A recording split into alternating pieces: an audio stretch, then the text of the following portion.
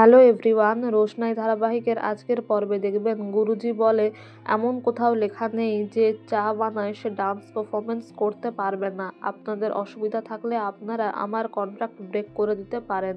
তখন প্রোডাকশন হাউসের একজন মেম্বার বলেন, রোশনাই তুমি একসাথে দুটো কাজ কিছুতেই করতে পারো না, তোমাকে আর কাজে রাখা হবে না। রোশনাই হাত জোড় করে ক্ষমা চায়, বলে এমন ভুল আর হবে না, আমি প্রমিস করছি, দয়া করে কাজ থেকে আমায় বের করবেন না।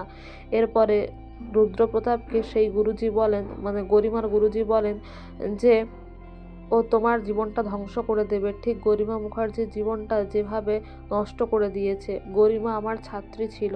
আর এই কথা শুনে রোশনাই বলে, আপনি কেন বারবার এমন কথা বলছেন? 2-3বার হয়তো আপনার সাথে আমার দেখা হয়েছে, আর আপনি আমার সম্বন্ধে বাজে কথা বলছেন। আমার তো মনে হচ্ছে আপনার জীবনে এমন কোনো ঘটনা আছে যেটা বাইরে বেরিয়ে এলে আপনার মান সম্মানে লাগবে, তাই আপনি এরকম করছেন।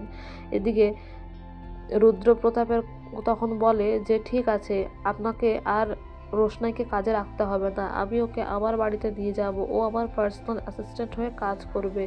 এদিকে আরণ্যকের দাদু বলে, ছোটু তুমি গিয়ে মাধবীর কাছে ক্ষমা চাও, আর বিয়েতে যদি মত না দাও, ক্ষমা যদি না চাও, আমরা কিন্তু তীর্থে বেরিয়ে যাব, এই সংসারে আর থাকবো না। ছোটু বলে, তোমরা এরকম করবে, জোর করবে?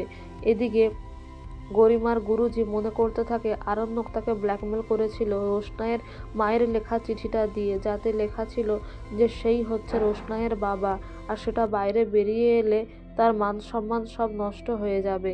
এদিকে প্রোডাকশন হাউসের একজন মেম্বার গুরুজির কাছে, মানে রোশনাইয়ের গুরুজির কাছে ক্ষমা চায়।